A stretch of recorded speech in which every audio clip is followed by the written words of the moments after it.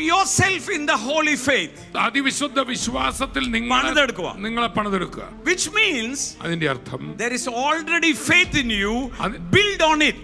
നിങ്ങൾക്ക് അകത്ത് ഇപ്പൊ തന്നെ വിശ്വാസമുണ്ട്. ആ വിശ്വാസത്തിന്റെ മുകളിൽ പണിത് ഉയർത്തണം. That is why Romans 12, the Bible says, you have given a measure of faith, now build that up. അതുകൊണ്ടാണ് റോമർ 12 ഓരോരുത്തരും വിശ്വാസത്തിന്റെ അളവ് പങ്കിട്ടതുപോലെ ഇവിടെ ഇരിക്കുന്ന എല്ലാവർക്കും ഏതെങ്കിലും ഒരു അളവിൽ വിശ്വാസമുണ്ട്.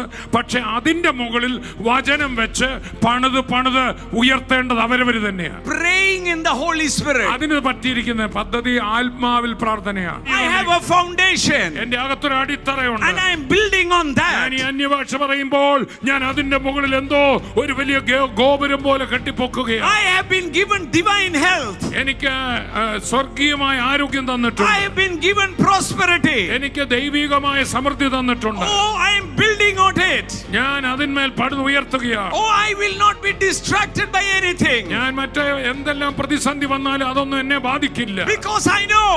കാരണം എനിക്കറിയാം. Because he has already said. അവൻ അത് ഓൾറെഡി പറഞ്ഞിട്ടുണ്ട്. No weapon formed against you shall prosper. ഉണ്ടാക്കുന്ന ഒരായുധവും ഫലിക്കുകയില്ല. If you believe it, shout an amen. വിശ്വസിക്കുന്നവർ ആമേൻ പറഞ്ഞാൽ